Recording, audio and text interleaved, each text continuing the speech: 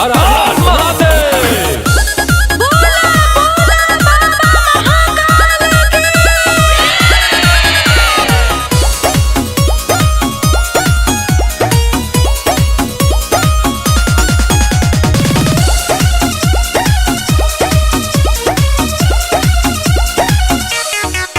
जब से सावन चढ़ा है जानू दिखते नहीं, कोई कॉल नहीं मैसेज भी लिखते नहीं। जब से सावन चढ़ा है जानू दिखते नहीं, कोई कॉल नहीं मैसेज भी लिखते नहीं। आपकी यादों में कई बार रोए हैं बाबू भक्ति में, बाबू भक्ति में जब से खो गए हैं, भोलेनाथ के दीवाने हम हो गए हैं। बाबू भक्ति में जब से खो गए हैं, भोलेनाथ के दीवाने हम हो गए हैं।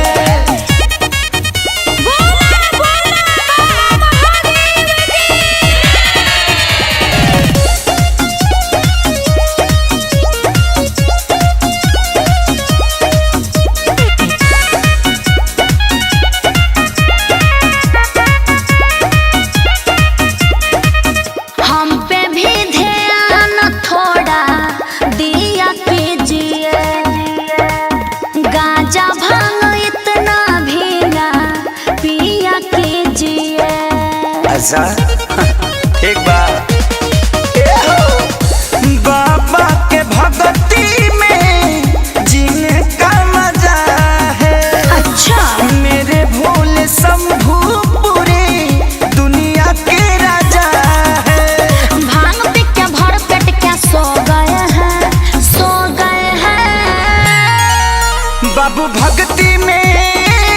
अरे बोलो भी। बाबू भक्ति में जब से खो गए हैं, भोलेनाथ के दीवाने हम क्या? हो गए हैं। बाबू भक्ति में जब से खो गए हैं, भोलेनाथ के दीवाने हम हो गए हैं।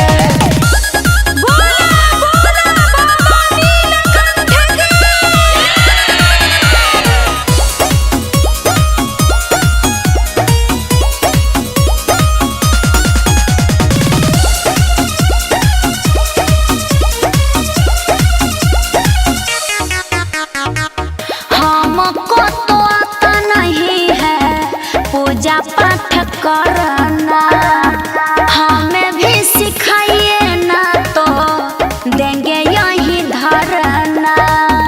एक बार बोल दी सो बोल दी। अच्छा भक्ति कोई खेल नहीं है जो मैं सिखा दूं।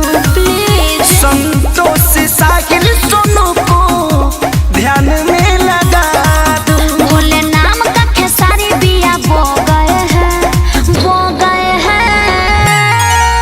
बाबू भक्ति में। बाबू भक्ति में जब से खो गए हैं, भोलेनाथ के दीवाने हम हो गए हैं।